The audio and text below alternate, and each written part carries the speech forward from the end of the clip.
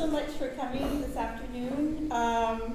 We're very happy to welcome Eric Covey for this talk this afternoon. He's a candidate for the position of Assistant Professor in American Studies, and he received his doctorate in American Studies at the University of Texas, Austin. And he's currently a visiting assistant professor at the Department of Global and Intercultural Studies at Miami University of Ohio. So he has wide-ranging interests. We were particularly interested in his focus on Americans in Africa and the Middle East and the landscape of food and foodways in the Americas. And he's also, we were discussing interest in care for the elderly and infirm. So please welcome Eric Covey. Thank you. Thank you for that introduction, Amy, and thank you all for coming out today. So my talk today draws from the first chapter of my manuscript, which is to be published by I.B. Torres as Americans at War in the Ottoman Empire, U.S. Mercenary Force in the Middle East. This project examines the role of mercenary figures in negotiating relations between the United States and the Ottoman Empire in the 19th century. These figures are often treated as historical footnotes, yet I argue that their encounters with the Ottoman world contributed to U.S. culture, and the impressions they left behind continue to influence contemporary U.S. approaches to Africa and the Middle East. By focusing these mercenary encounters through the lenses of memory, sovereignty, literature, geography, and diplomacy, I reveal the ways in which mercenary force, while marginal in terms of its frequency and scope, produced important knowledge about the Ottoman world and helped to establish the complicated relationship of both intimacy and mastery that exist between Americans in the United States and people in Libya, Egypt, Sudan, Uganda, South Sudan, and Turkey. So to emphasize the point, while my talk today deals with material that is mostly about U.S.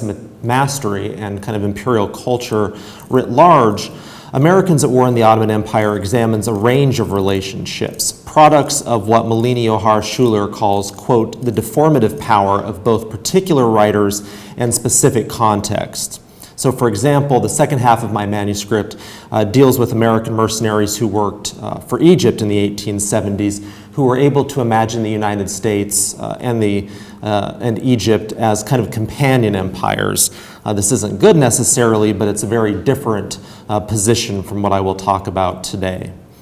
So building on the kind of work done by scholars like Heather Sharkey and Usama Makdisi, who have charted 19th century U.S. missionary encounters with the Middle East and Egypt, I'll start today with an outline of the 1801 to 1805 war between Tripoli and the United States, ending with the first mercenary encounter that my manuscript examines. This description feels somewhat dry, I think, but it will help to orient my discussion today.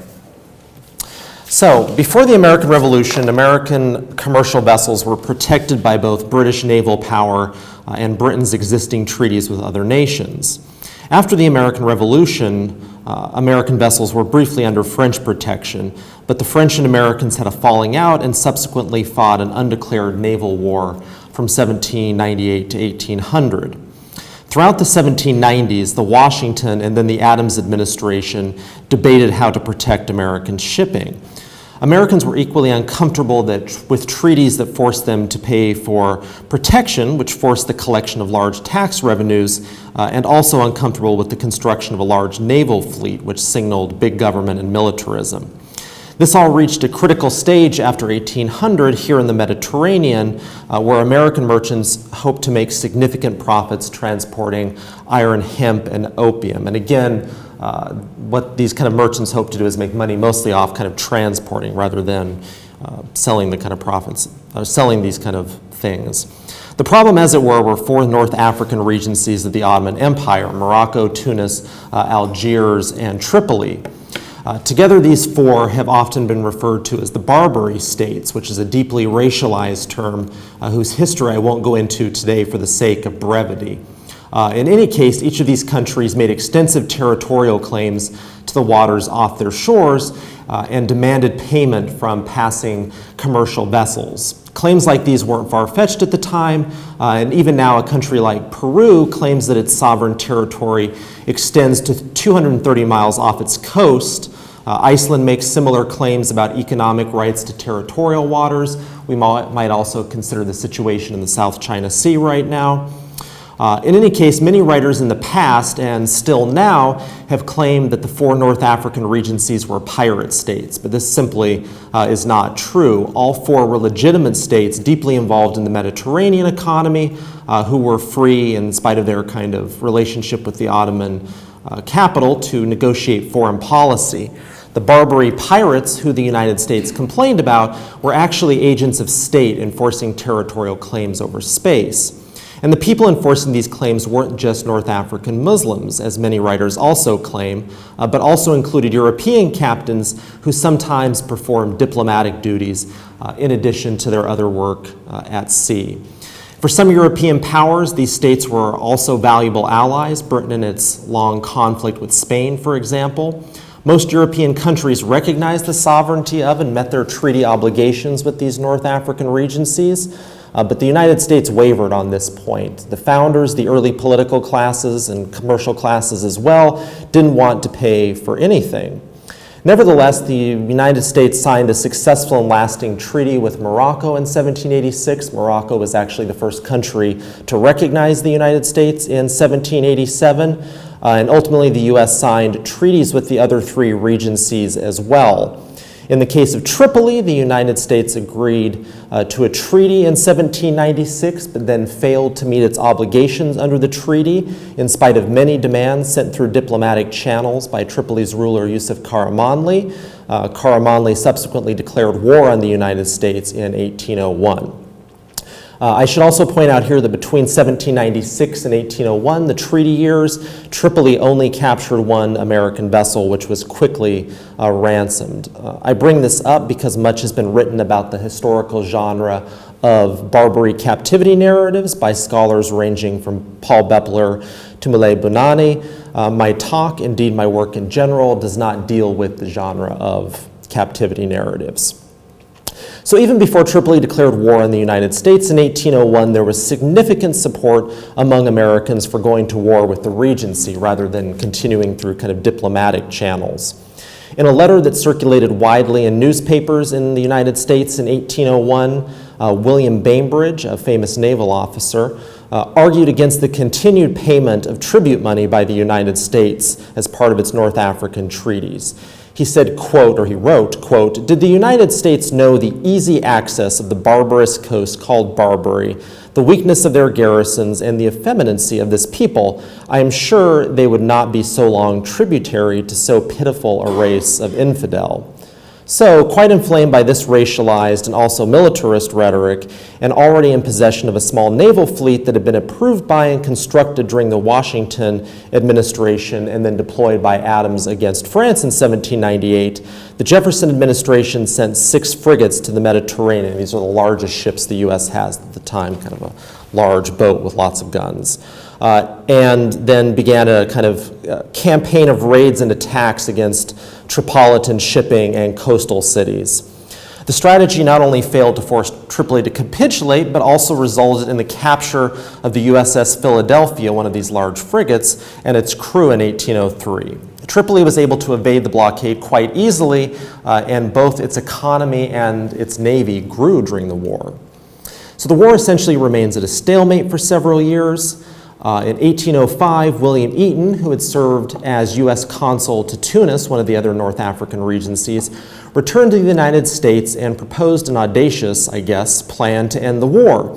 He would locate Yusuf's brother Hamet, who had fled from Tripoli a few years before, and stage a ground invasion of Tripoli. This may sound very familiar to us. Hamet would be installed in Tripoli as the new U.S.-friendly ruler. President Jefferson, Secretary of State James Madison agreed to this plan and sent Eaton back to the Mediterranean with $20,000 to carry out the plan.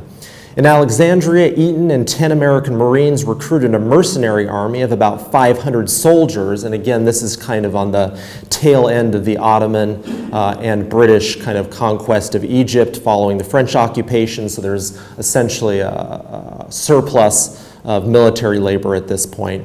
So they recruit the 500 mercenaries and they march 500 miles across the desert. Following a naval bombardment of the city of Derna, this is in eastern Libya, the kind of contemporary country, this force attacked and subsequently occupied the city for 7 weeks. Eaton wanted to continue on to Tripoli, again to install Hamed as ruler, but the United States instead signed a new treaty with Tripoli, paid $60,000 to get the crew of the Philadelphia back. Eaton was forced to abandon the mercenary army to its fate in Derna, and this is seen by many as a victory at the time. So ever since the conclusion of this war, historians, professionals and amateurs alike, have argued over various minute points of the war. Leaving aside these kind of debates, I want to single out just quickly 2 useful examinations of the war. First, Glenn Tucker's Dawn Like Thunder, The Barbary Wars and the Birth of the US Navy, which was published in 1963, is one of the few American accounts to at least draw faithfully on existing documentary evidence of the war. This is a war that's widely misunderstood, fantastical kind of accounts of it. Second, and probably the better one, is work by Nigerian historian Kola Faloyan, who was at the University of Ibadan, whose work in the 1970s took seriously Tripolitan claims, both to kind of sovereignty, to its kind of rights over these coastal waters and so forth.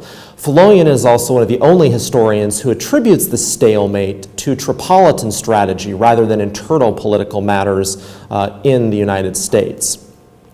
So in the part of my talk that comes next, I want to situate historical and cultural representations of this war and of the Battle of Derna that concludes it as examples of what Marita Sturken and others have called technologies of memory, products that, quote, embody and generate memory and that are implicated in the power dynamics of memory's production. The power of these representations to shape attitudes and foreign policies is significant. As Sturken observes, quote, the way a nation remembers a war and constructs its history is directly related to how that nation further propagates war.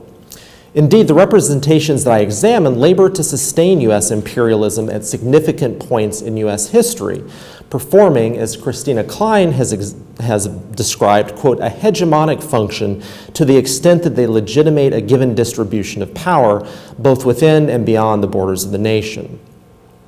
End quote. This productive capacity of memory is possible, as Susan Sontag points out, because what we call collective or national memory is actually an instructional device, filtered through the variety of technologies of memory that the war with Tripoli and the Battle of Derna stipulate. They place demands in the present.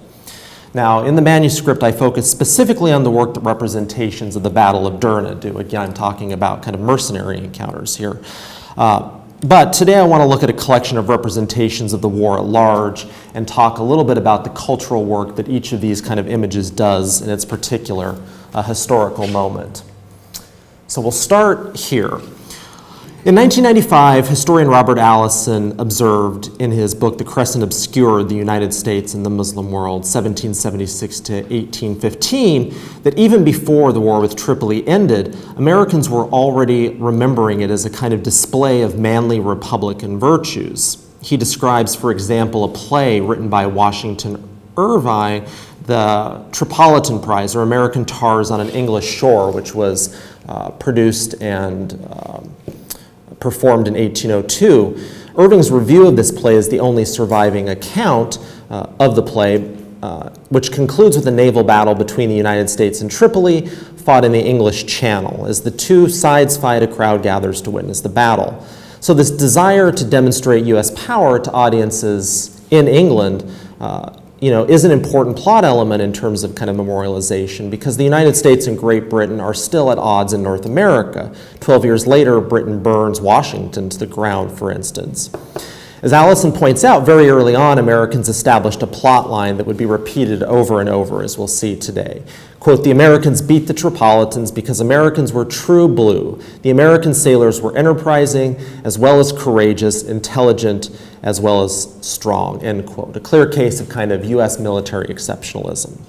Yet, national memory began to develop around Tripoli even earlier, as here in 1800, the year before the war began. William Birch crafted this image, Preparation for War to Defend Commerce, a hand-colored engraving showing the construction of the USS Philadelphia. This is the ship the Tripolitans actually capture in 1803. Ironically enough, William Bainbridge, who had those strong words earlier, was the captain of the ship when it was captured. He was subsequently imprisoned in Tripoli. Birch crafts this image essentially to demonstrate the growing military capacities of the young republic.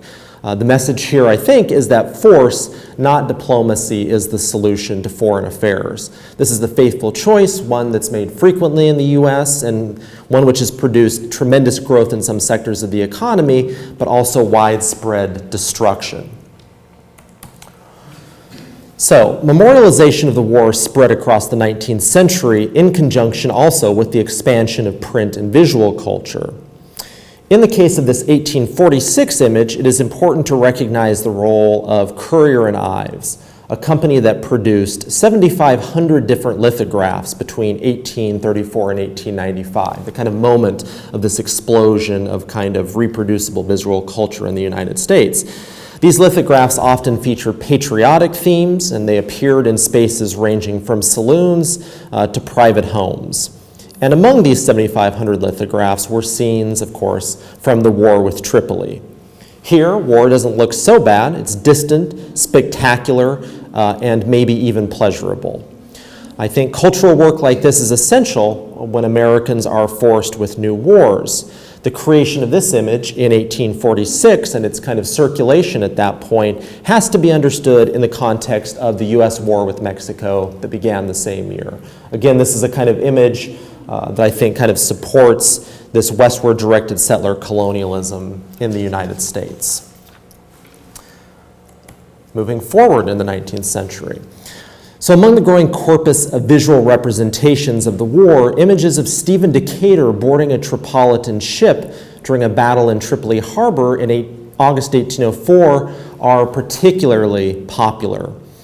Certainly this image and the story behind it, which many Americans at the time would have been very familiar with, I'm not going to detail it today, are evidence of an embrace of military exceptionalism and also a well-developed Orientalism, I think, in the country, although perhaps it's an example of Makdisi's Occidentalism, right? This is more about Americans than it is about any kind of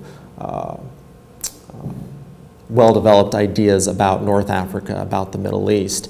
In any case, the formal elements of this image, in particular light, framing, composition, hint at all that.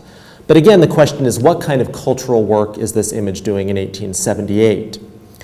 In the historical moment that this image was produced, another kind of embrace beyond militarism, beyond Orientalism was taking place. And this image demonstrates, I think, what historian Nina Silber calls the romance of reunion.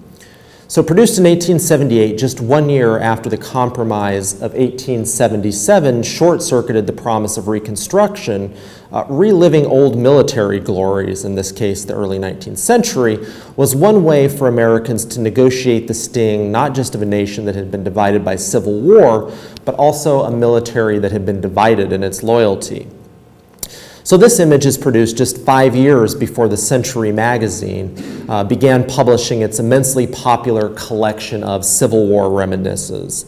The series in the Century, again a very popular magazine, ran for 3 years and featured the recollections of soldiers ranging from former Confederate General P.T. Beauregard and Colonel R.E. Colston, who had actually worked as a mercenary in Egypt just a few years, in fact, before this image was produced, to Union General Grant and others.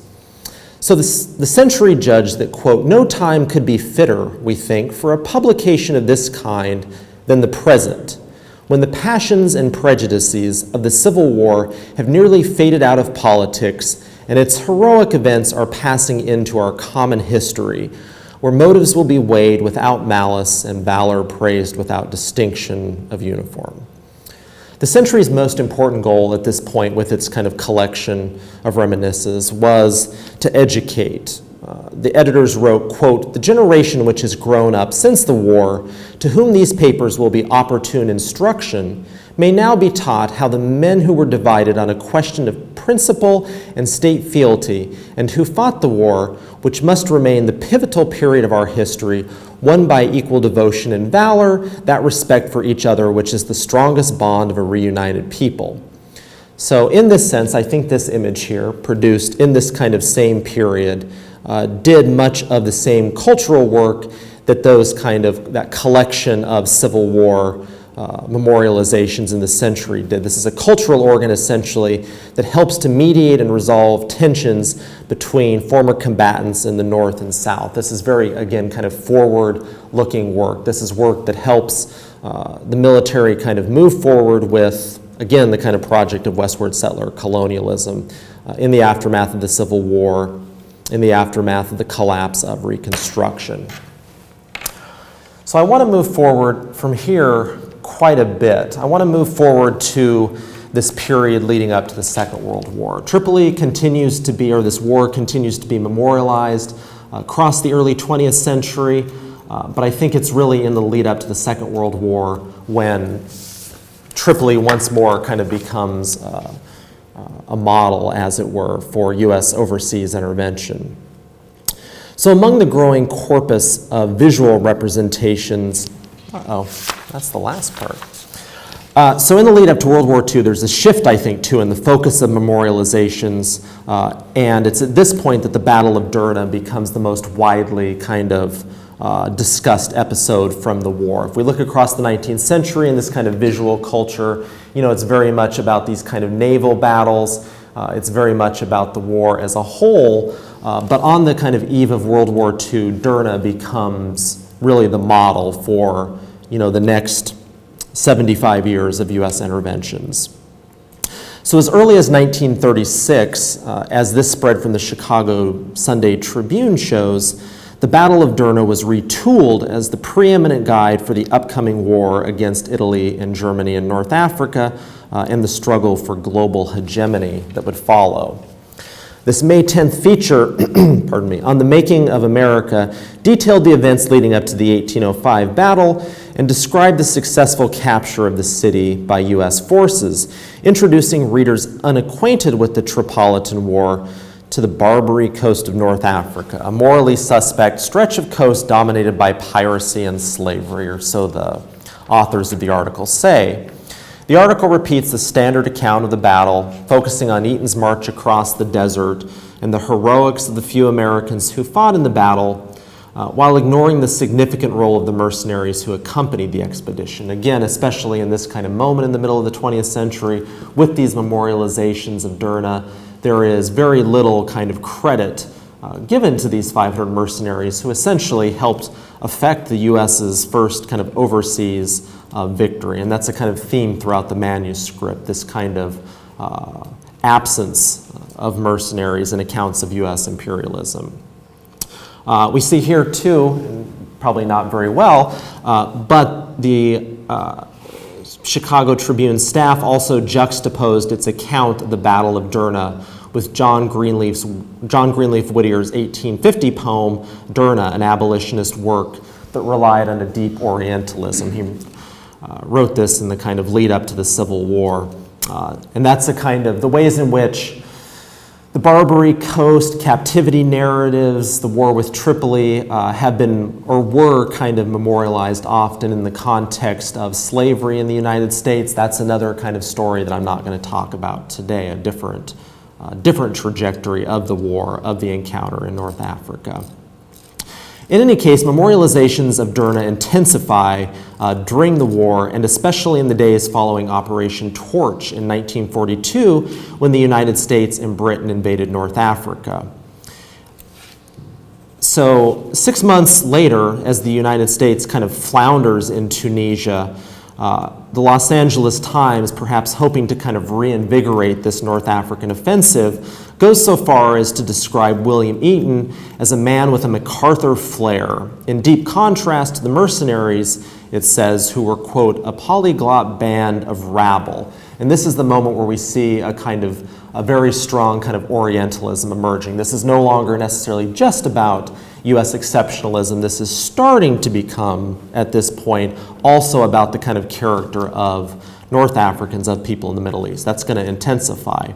In any case, there's something certainly happening here about the way these memorializations are responding to specific kind of historical circumstances now that are shifting from the war with Mexico, from settler colonialism in the kind of continental United States to, again, kind of overseas contexts. Okay. No slide for this one, no image, but a description. So in the aftermath of the Second World War, in the context of the Cold War, Derna becomes more important than ever. So on July 4th, 1950, for example, 3 platoons of U.S. Marines marched through the streets of Derna, this is the contemporary city, and assembled on a hill just above the old town. And this is based on a kind of account of the British consul there. So on the eve of Libyan independence, which came later that year, the U.S. Marines had been invited by the British colonial administrators of Cyrenaica, that's one of the 3 provinces that's assembled into Libya in this post-war period. These Marines had been invited by the British colonial administrators to memorialize the 1805 battle, essentially, I think, as a display of kind of Western power. The next day, 8,000 miles away, U.S. forces fought their first battle of the Korean War. In Derna, to commemorate an old war in Africa rather than to fight a new one in Asia, the Marines who marched through the city that day, I argue, nevertheless demonstrate that Cold War exceptionalism, that is anti-communist imperialism, frequently depended on the Battle of Derna for its script. The Marines who marched through the city that day also demonstrate that for the U.S. military, contemporary Libya, not simply historical Tripoli, had strategic importance. As Ruth first observed in 1974 in her Libya, An Elusive Revolution, Libya was an ideal location for basing long-range bombers and reconnaissance aircraft. In fact, first reports that the United States had already spent $100 million developing Wheelus, its first African air base, before the war even ended. The trajectory of that base, the U.S. ultimately bombs it in 1986, long after they withdrew. The trajectory of the base, U.S.-Libyan relations in general, I think are fascinating, but also kind of beyond the scope of my talk today. In the chapter that this is pulled from in the manuscript, I detail this a little more, again, the kind of, what happens in terms of Wheelus, in terms of the rise of Muammar Gaddafi, the fact that the U.S. essentially abandons the base. Again, though, beyond the scope of the talk today. I want to think about this image, though, contemporary with this kind of moment of the Marines marching through the contemporary city of Derna in 1950. So during the Cold War, when American exceptionalism is finally being named as such, the Battle of Derna is constantly invoked, especially in military culture. Military training films, for instance, shown to naval recruits, to officer candidates, detail this war, especially this war in the context of the war with France also. Military journals frequently publish articles reflecting on this war. This war pops up constantly in popular media and culture. Just a few years after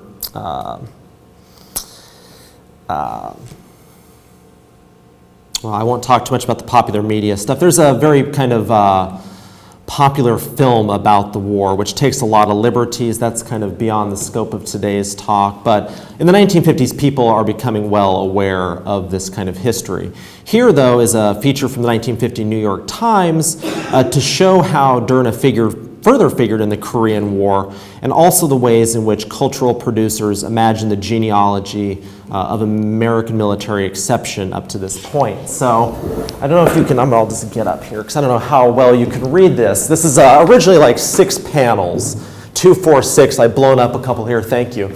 So the first one we have, Sergeant William Jasper defies the British fleet's fire to fly the rebel flag over Fort Moultrie. So we have 1776, the Revolution.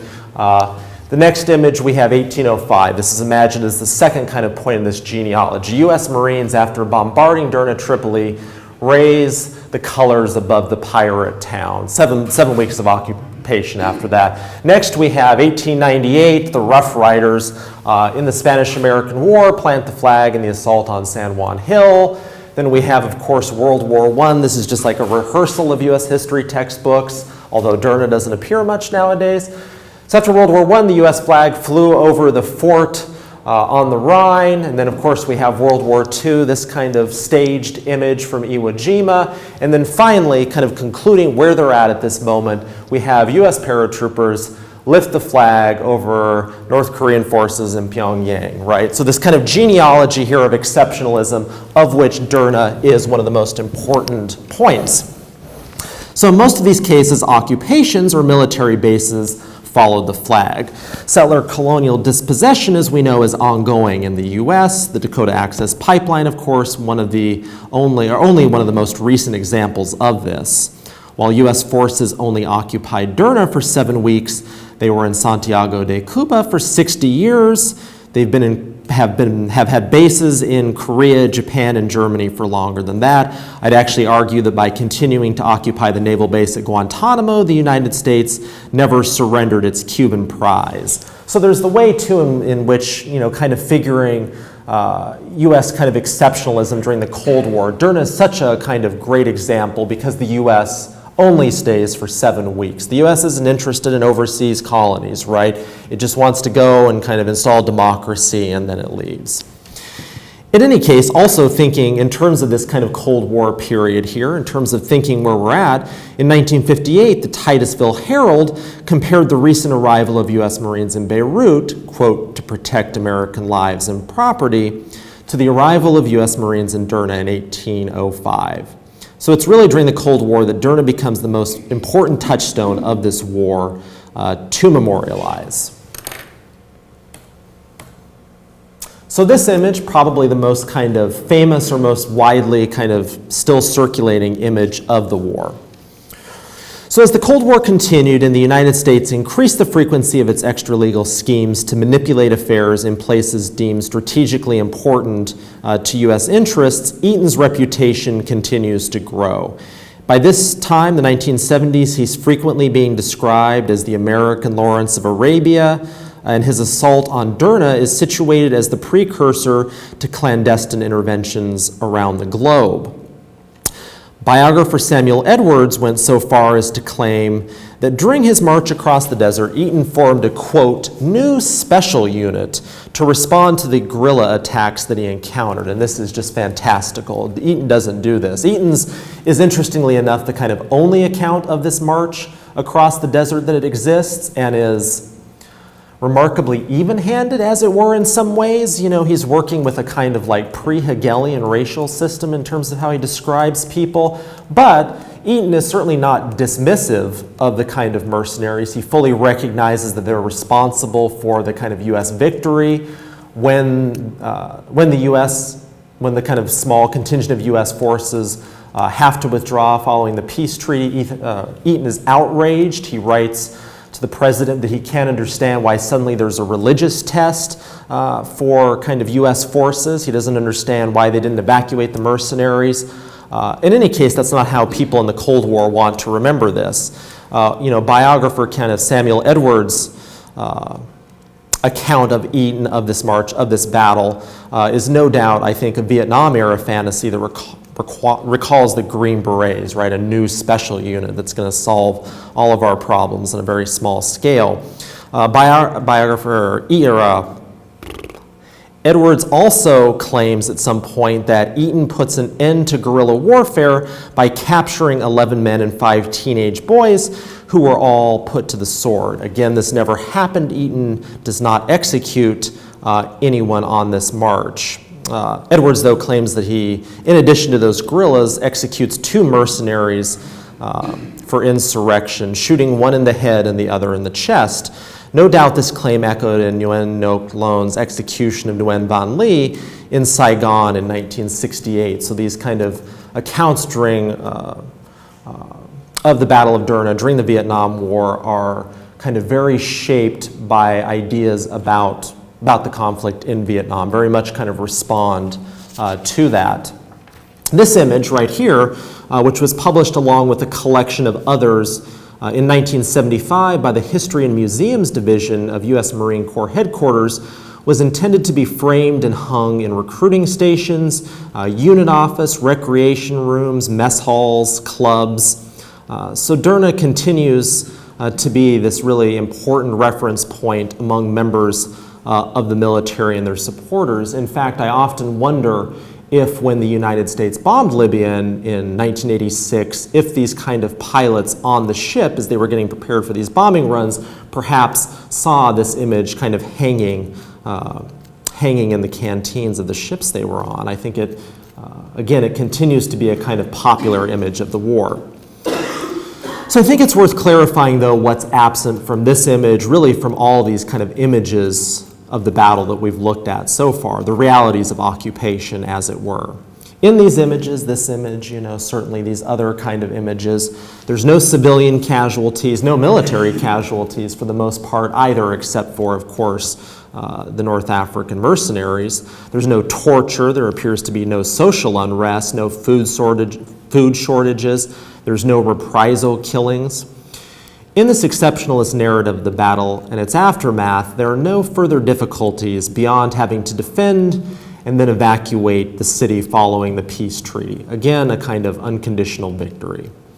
The question of what comes next after occupation would regularly go unanswered after multiple U.S. interventions across the Cold War, and certainly we see that question, what comes next after occupation, remains a kind of unanswered question of U.S. imperialism.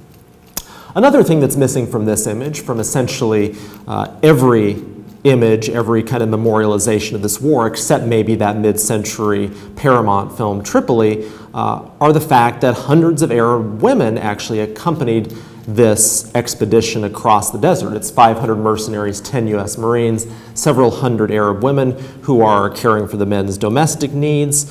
There's a wedding along the way. So, of course, all these images are, I think, very misleading. Okay, so at the end of the Cold War in 1993, Michael Kitson, who is, I think, more a huckster than a historian, asserted, and this is very new here, asserted that in 1801, the United States had gone to war against Islamic pirates who were terrorizing Christian Europe, ignoring the political and economic context of the war, as well as the much more complicated history of Islam and Christianity in both Europe and North Africa.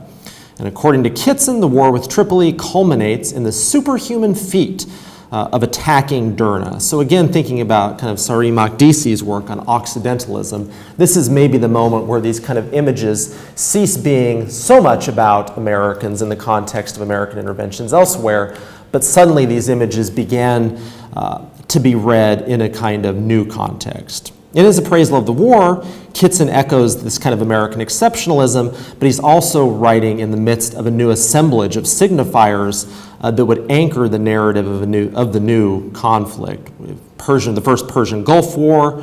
Kitson's writing in 1993, so he's writing several years after the first Persian Gulf War. He's writing in the context of the 1993 World Trade Center bombings, the designation of Sudan, the headquarters of al-Qaeda at that point, as a state sponsor of terror, as well as the signing of the Oslo Accords.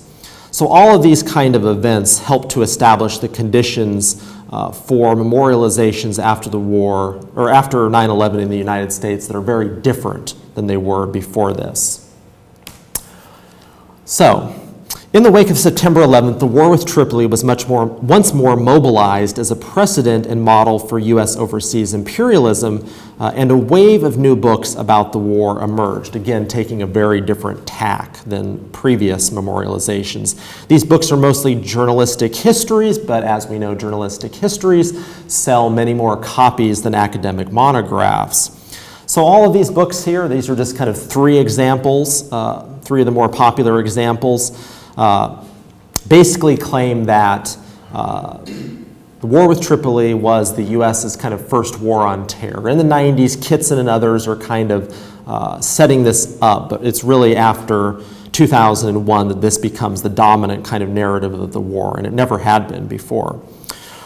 So Joseph Whelan in Jefferson's War, or America's First War on Terror, 1801 to 1805, asserted that the war with Tripoli was, quote, not so different from today's war on terror because both were responses to crimes persecuted cynically in the name of Islamic jihadism.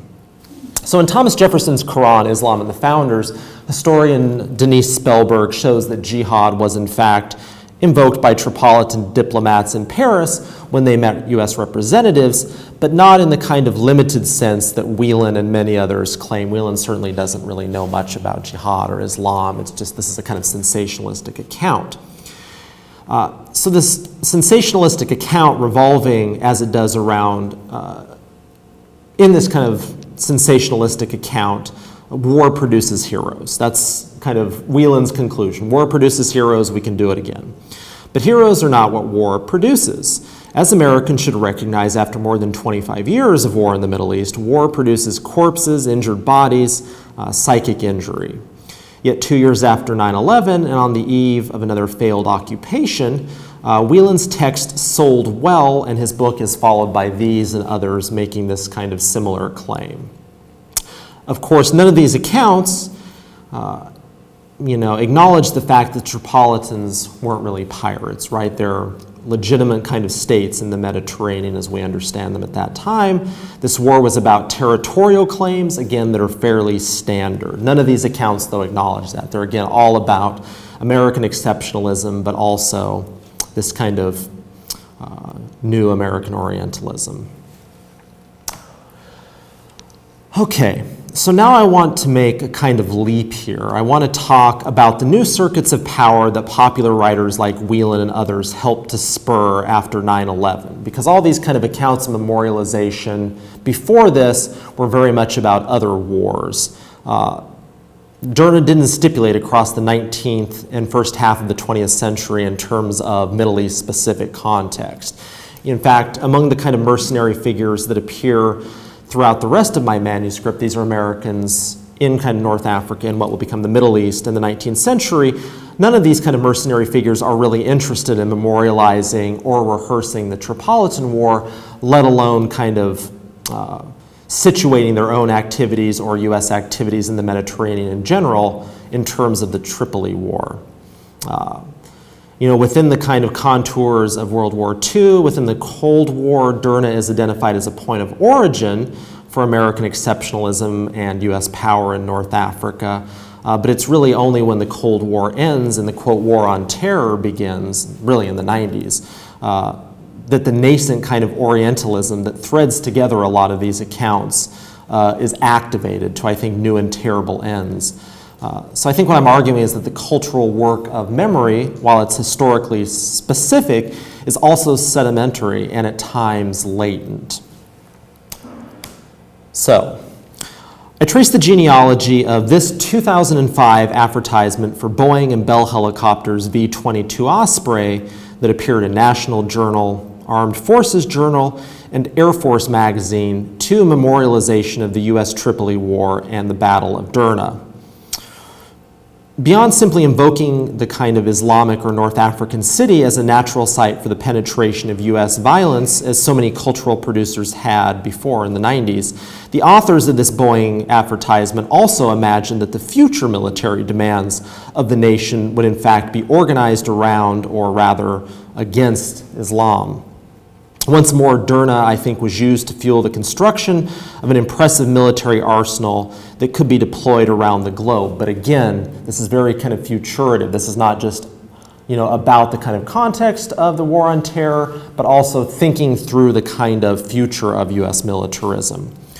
There's obviously a kind of uproar when this image is produced, and there's a lot of kind of fallout. PR mechanisms go into effect. I'll talk a little bit about the image specifically, or I'll see if I can zoom in on it. So what happens in the kind of aftermath of this, there's an uproar, CARE and other groups become involved. Boeing blames Bell, Bell blames a mid-level executive, TM Advertising, the company who puts this kind of horrendous thing together, blamed Bell. It's just a kind of circle of blame. Bell blames the National Journal for publishing it. Presumably, though, the firm who designed the ad was cognizant enough to label the mosque in Arabic, Mosque Muhammad. So how could they miss the offensive kind of nature of the ad? The ad blatantly sexualizes violence. If we see the kind of, we can't see the text too well, thank you. I think it's probably still maybe too small. But the text of the ad here says that the V-22 delivers special forces to insertion points never thought possible. It also draws on the language of a clash of religions and civilization. The ads consider it a gift from above. Bell ultimately apologizes, but with an odd twist. Mike Cox, who is a Bell vice president, explained that the image was sampled from a selection of stock photographs. And this is ridiculous here. He says, "We didn't actually hover an osprey over a mosque, so I suppose that's meant to kind of make up for the ad." Indeed, there is a logic to the ad. Bell had asked the TM ad agency in Dallas, Texas, to come up with an ad depicting the osprey inserting soldiers into a restrictive, difficult-to-access area. The Islamic world, of course, was as far away from Texas and as hard to reach as TM advertising could imagine. In the Washington Report on Middle East Affairs, Maya Abdul Rahman pointed out that the far-reaching implications for Muslims beyond the threat of U.S. invasion. He said, quote, "Both Boeing and Bell Helicopter have extensive interests in the Middle East and Southeast Asia and plan to market the Osprey to Arab and Muslim governments for civilian and military use." So thanks to companies like Boeing and Bell, and thanks to the legacies of 200 years of regular memorialization of the US Tripoli War, military technology like this remains available to any government that can afford it and is willing to cooperate with the United States. So I think that's where I'll conclude for today.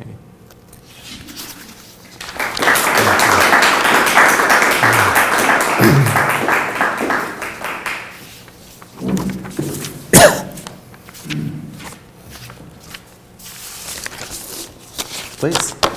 Oh. Yeah, I noticed that other than that one image of Cuba, you didn't talk about how it came. The image of Derna came up during the time of the Spanish-American War, when the U.S. is actually considering colonies, occupations. I mean, is that the reason? I know I don't have any images from the time, but certainly at the kind of time of the Spanish-American War, the New York Times, the kind of editorial staff are very much comparing the Spanish to the kind of pirates in Derna. There's a kind of similar racialization of both groups, so that kind of war at the time is being cast in terms of this war in Derna. You know, we have to go and liberate these people from the Spanish just like we had to liberate North Africans from pirates. So there is a comparison being made. I don't have a visual for it though. But the idea, you couldn't use it to make the claim that the U.S. is the benevolent kind of empire who's going to leave afterwards. At the same time, you're thinking about annexing the Philippines and Puerto Rico and Guam and all these places. Or could you? I think you could. You know, I mean, because I don't think, you know, kind of the war with Spain and these kind of that kind of whole global conflict really, again, isn't kind of cast in the terms of the U.S. wanting to take over these colonies, right? It's about kind of liberating them. It's about developing connections. It's about the U.S. kind of becoming the global hegemon, I guess, in favor of Spain. You know, I don't think, you know, in spite of the fact that the U.S. kind of remains, in the case of Cuba, so dominant right up until the revolution, the U.S. would certainly, I don't think, ever kind of characterize Cuba as its kind of colony, although they do become colonies, Puerto Rico and Hawaii and so forth. But I think probably most kind of U.S. politicians would not characterize it. And it's always like a protectorate, right? It's always a kind of temporary condition. Puerto Rico, it's still kind of temporary condition, right? So I think the war with Tripoli, the Battle of Derna, in terms of what it can do is remarkably kind of malleable.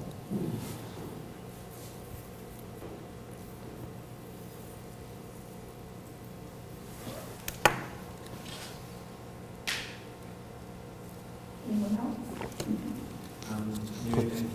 You mentioned kind of like Orientalism being operationalized by the U.S. I think you dated it to around like the 50s. Mm-hmm. But some of the stuff that you showed before, like towards the end of the 18th, beginning of the 19th century, Mhm. those descriptions, and as well as the image, I'm curious as to like why you locating the Orientalism there. Is it a matter of value or the way it's being portrayed? I think that, I'm thinking in terms here of kind of like Orientalism as a kind of system for representing or kind of about knowledge about people in the Orient, right? And I think the kind of emphasis here again is on kind of what Sri Makdisi calls Occidentalism. This image, the kind of presence, the presence in this image of all these kind of Orientalist characters on the right side isn't so much about, in this moment at least, isn't about informing Americans about them. That's just kind of certainly Orientalism, right? But the kind of focus on this image is very much on the Americans, on this kind of group of Americans, military exceptionalism and so forth. I think it's in the kind of context, of the US's kind of increasing physical presence after the end of the Second World War that this becomes very much, the focus begins to shift to people in these places. So I think it's Orientalist, but I think it kind of leans toward being Occidentalist. It's more about American military exceptionalism. It's about the kind of context, like in 1878, we did this here, we should be proud of this, we should come back together, thinking about some of the kind of earlier images, in the same way, look what we did, we've got a kind of the Orientalized city behind, but by the time, we get to kind of like this point, by the time the U.S. is really kind of involved in these places, and especially really here, it begins to be not just, look what we can do, American exceptionalism, but, our kind of enemy, right, is morally whatever. So I think certainly Orientalism present. I think Occidentalism is maybe a better way to think about what the images are doing in the earlier period, though. Please. Yeah, the visual iconography or visual genealogy you lay out, there's a gap sort of between 1805 and 1846. And in that time period, you see the professionalization of the military, standardization of technology, and the capacity for distribution of force. Everything is much more routinized and standardized and professionalized in that period. So I'm curious what kinds of mediations are taking place vis-a-vis the iconography of Derna, if that is relevant to that period in the history of the U.S. military, or why it is that you sort of begin in 46 with the Mexican War. I think part of it is the fact that, it's really, I think probably the 1830s, 1840s where we start to see the explosion of visual culture. So in terms of the iconography, there's just not a lot of examples of it. But in terms of kind of memorializing the war, certainly historians and others, especially in the context, like you say, of the kind of professionalization of the military, are very much kind of writing about this conflict. They're collecting Eaton's papers, for instance, publishing kind of biographies of him and so forth. They're kind of thinking about Derna, especially the war with Tripoli mostly, as the kind of origins of kind of U.S. naval power. They're looking back on the kind of naval war in the Mediterranean as a lesson, in the context of, I don't talk about it here too, but the U.S., engages in a very short second war, right, with Algeria. But I think too, maybe kind of what, again, other than the kind of maybe lack of kind of visual iconography of that period, in terms of, again, like I said, no one in this period is really that invested across the 19th century in interacting with North Africa, with the Ottoman kind of core in terms of Derna. In the kind of 1820s, 1830s, into the 1840s, U.S. kind of policymakers are deeply invested in building connections with the Ottoman kind of government. They're interested in, kind of essentially, they're essentially interested in kind of receiving equal recognition among powers like England and France and Ottoman ports. So I think, too, there would have been somewhat of a kind of problem to, again, kind of be taking that kind of Orientalist tack to really be kind of overemphasizing this war, because at this point the U.S. is really interested in kind of friendly relations with the Ottoman Empire. And it's, this is, by 1830 we see France and kind of Algeria, so by the end of that kind of short kind of U.S. conflict with Algeria, by the end of the kind of Napoleonic Wars too, the situation in the Mediterranean just changes so much. So yeah, I think.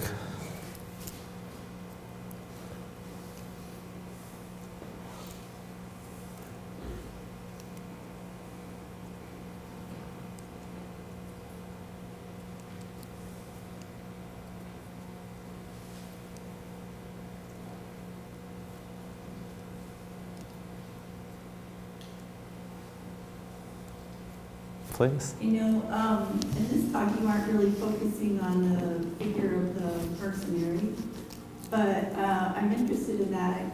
This is just sort of a very loose question, but I know that,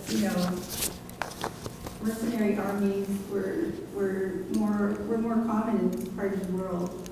Can you just talk a little bit more about that figure in American, how people, why they rejected it, or why you feel that it was so important for, the narratives around this war to sort of gloss over the fact that there were mercenaries involved? I think it kind of goes to kind of Adam's question about this idea of the professionalization of the military, right? Essentially kind of like paid soldiers are really the norm up until, depends where we're talking about, I guess, but at this point it isn't unusual to hire a mercenary army, right? It's not unusual to go out and pay 500 people to fight because you don't have these kind of same kind of organizations of soldiers around this kind of nation state and so forth. And I think there's a way to kind of like maybe back out of that question and reverse it, because it's really only really maybe only across the 20th century where the idea of a kind of non-mercenary army, of a kind of volunteer or drafted military right comes into being. And if we look at our kind of contemporary moment now, mercenary labor, contract labor, as it were in the case of Blackwater, then XE, executive outcomes, a whole kind of range of kind of military contracting companies has very much become the norm, and before the kind of rise of volunteer and kind of drafted national armies, it was the norm also. So I think it's maybe, there's probably several kind of entangled issues here. This idea that we have in general that soldiers aren't mercenaries, and maybe even in some ways now they are with a volunteer army, I don't know. But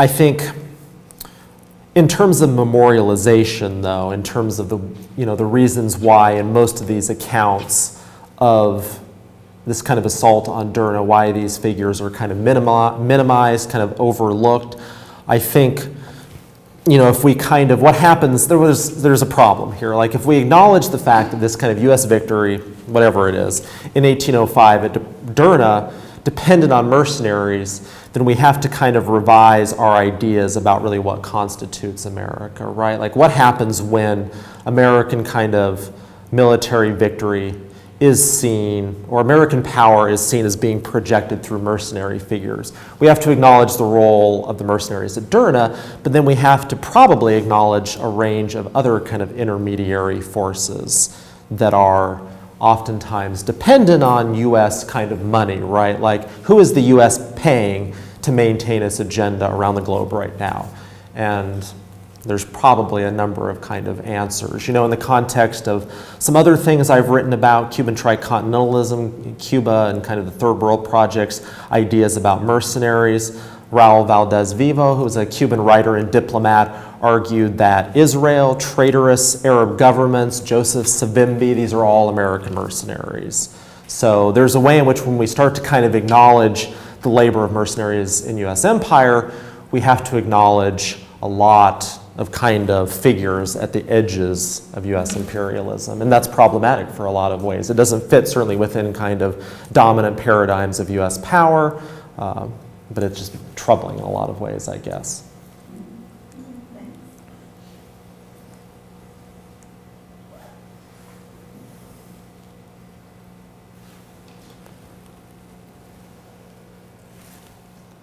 I'm sure that people have questions, so I'm sure. feel comfortable to come talk. I'm sure. So thank you so much. Thank you. Thank you all again for coming today.